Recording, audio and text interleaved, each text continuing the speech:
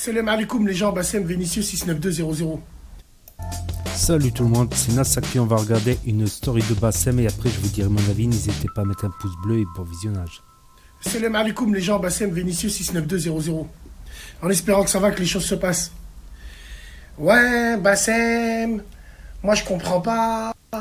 C'est quoi ces femmes qui vont voir les hommes mariés? Même le mec, il est avec sa femme.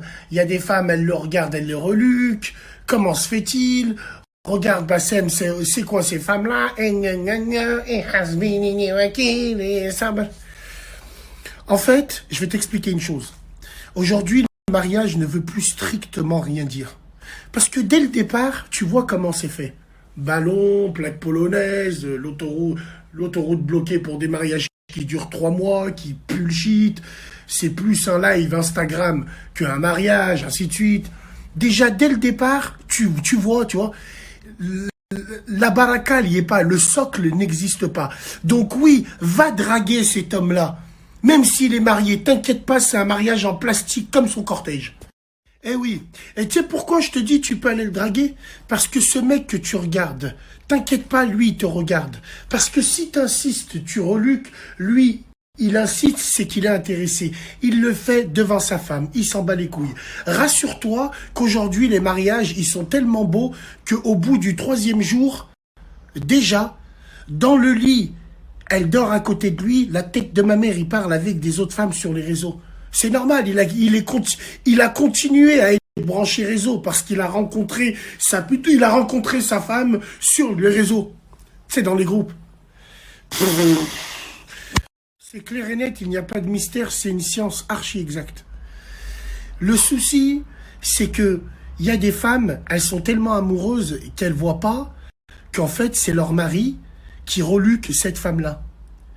Tu sais, moi, je me suis toujours dit, par exemple, je sais pas, ça arrive dans un couple où il y en a un qui trompe l'autre, ben, c'est pas le mec avec qui ou la femme avec qui il la trompe qu'il faut aller voir.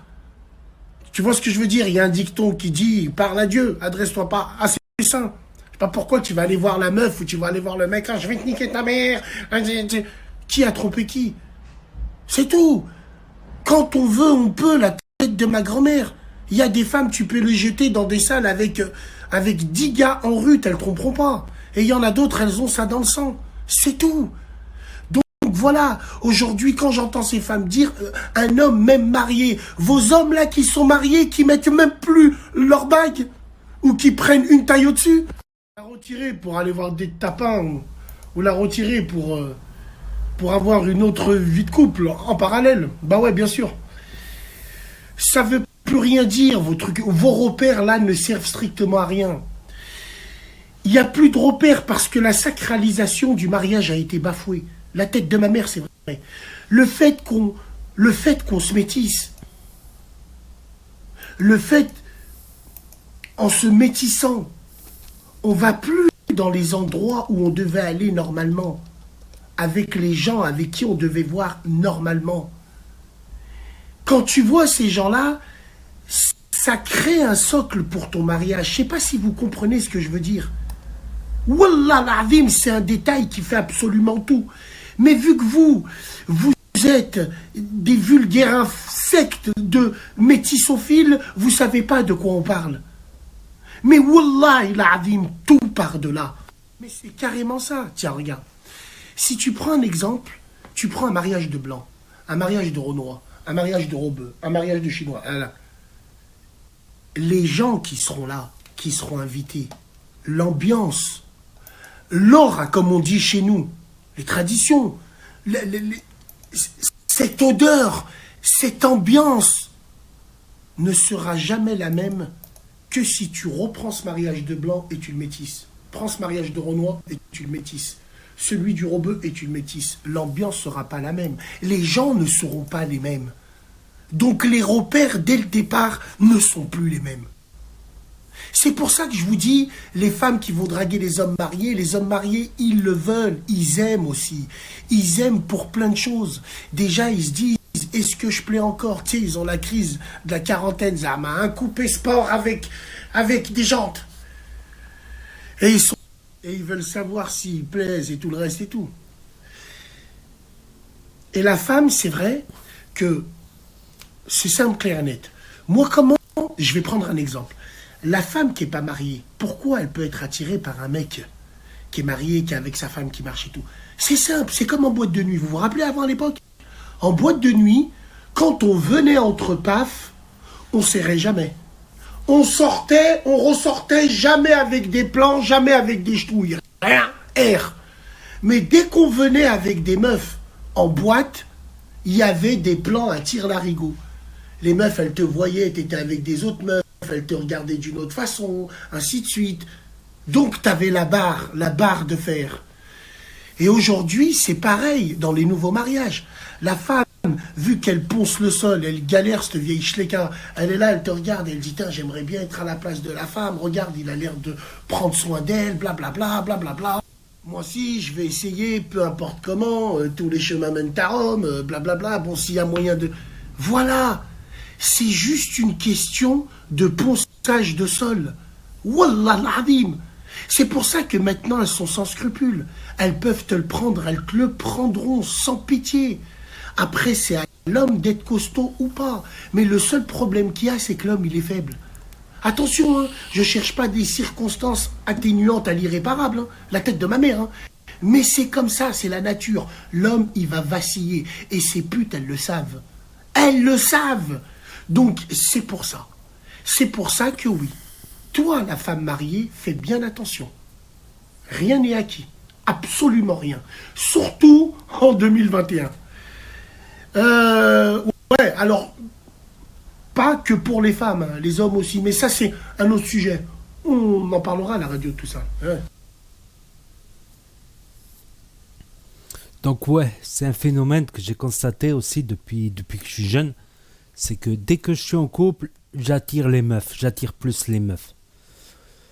Après, je vais essayer de psychanalyser ça. Je pense qu'il y a des phénomènes qui se créent en fait. Quand t'es tout seul. Elles se disent, ouais, bah, ça peut être un coup, lui, ouais. Puis le jour où t'es en couple, où elle te voit avec une autre meuf et tout, elle se dit, ah, maintenant c'est trop tard. Ah, j'hésitais avant, mais maintenant c'est trop tard. Ah, dégoûté.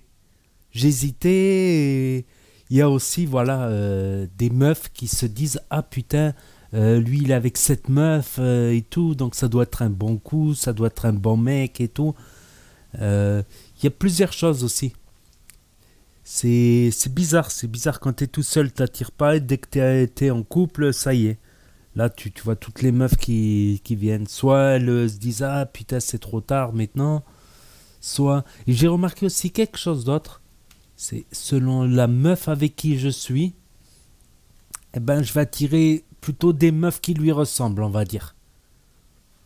Voilà, j'ai remarqué quand je suis avec un certain type de meuf, bah, je vais attirer plutôt les meufs qui lui ressemblent un peu, parce qu'il y a peut-être ce truc aussi, elle se dit, oh la meuf elle est à peu près de mon style, à peu près la même silhouette, à peu près la même silhouette, tout ça. Donc peut-être la meuf elle se dit, ah bah s'il est sorti avec elle, qu'elle me ressemble un petit peu, qu'elle ait le même style que moi, peut-être que moi j'aurais eu largement ma chance. Plus ce sentiment de je sais pas, c'est comme ça. Peut-être que voilà, elle se disent, ah c'est un mec qui a du succès finalement, je sais pas. Après ça dépend, voilà, si t'es marié en général tu vas moins t'amuser, malgré que voilà, ça peut se manifester de différentes manières. En général, ce que j'ai remarqué, c'est le regard. Voilà, des meufs qui te regardaient pas trop, que tu les croises tous les jours. Tu les as captées et tout, tu vois un peu, mais tu les croises, t'as pas trop parlé avec elles et tout. Le jour où t'es en couple, elle arrête pas de te regarder. Dès que tu passes, elle te lâche plus des yeux. Il y avait aussi ma période musculation où j'avais un peu plus de regard également, parce que les années où j'étais à fond dans la muscu, ça joue un peu le physique. Bah, plutôt l'été, ça se voit plus si tu mets un t-shirt, voilà. Un t-shirt pas trop large, un t-shirt un peu, pas collant non plus, mais un t-shirt voilà, qui fait ressortir un peu tes formes. Ça peut jouer aussi la muscu, mais c'est surtout le fait que tu es en couple. Voilà, je pense qu'il y a un sentiment qui... Voilà, quand tu étais tout seul, Elle se dit, ouais, j'hésite un jour ou l'autre, peut-être, pourquoi pas se mettre avec lui. Mais quand tu es en couple, elle a la rage et elle veut presque se venger, on va dire, de la meuf ou des trucs comme ça. C'est des histoires comme ça. Après, oui, si tu veux rester avec une femme, faut mieux être... voilà, parce qu'il y a des mecs, voilà, ils s'amusent. Moi aussi, je me suis amusé, mais pas quand c'était un couple sérieux, on va dire. Quand c'était juste, je sortais avec la meuf, je savais pas si j'allais rester avec elle ou pas. Mais quand tu veux rester avec une meuf, faut mieux. Il y a eu même des histoires, ça sent le parfum d'une autre. Ça sent du parfum d'une autre à certains endroits bien précis. Vous allez pas me croire. Il reste des résidus de parfum à certains endroits. Donc voilà, si tu veux te faire griller, vas-y, fais le con. Il y a plus de chances que tu te fasses griller si tu fais le con. Ben oui, réfléchis, si tu fais pas le con, ben tu vas pas te faire griller. Ah oui, il y avait aussi l'histoire, ah putain, des paillettes carrément. Ah, c'est à une époque, c'était au début des années 2000, tu vois. Dans les années 2000, c'était à la mode les paillettes. Donc les filles, je crois que c'était à la mode aussi, plutôt 90, fin 90, début des années 2000, c'était encore à la mode. Les meufs, elles avaient des maquillages en paillettes. Mais c'était une horreur ce truc parce que suffit qu'elle s'assoie sur le canapé, elle met des paillettes partout. Suffit qu'elle te colle un petit peu, elle te met des paillettes partout. Et il suffit que tu ailles voir ta meuf, elle voit des paillettes, elle se dit c'est bon, il y a une meuf qui l'a collé. Voilà, faut se coller quand même pour laisser des paillettes. Des paillettes sur le canapé, des paillettes... si tu veux te faire griller, fais-le quand. Fais-le quand, t'as plus de chance de te faire griller. Si tu tiens à ta femme, bah, tu résistes, même s'il y a des avances, voilà, parce que... Voilà, et c'est souvent les bonnes femmes, les meilleures femmes aussi, c'est souvent quand on les perd qu'on les regrette. Pas sur le coup. Sur le coup, il y a l'émotion, l'énervement, la dispute, ceci, les reproches de part et d'autre. Mais des fois, c'est des années après que tu le regrettes. Je te dis, ah ben finalement, franchement, elle était bien, ceci, cela. Bon voilà, leçon de moralité. Bon, je vais pas faire plus de leçons de moralité, mais c'est vrai qu'avec le recul, on se rend compte qu'on était avec des meufs bien, des meufs... et que c'est plus dur de retrouver des meufs comme ça. Voilà, n'hésitez pas à me dire ce que vous en pensez, à mettre un pouce bleu, à vous abonner, à cliquer sur la cloche et je vous dis à bientôt pour de nouvelles vidéos.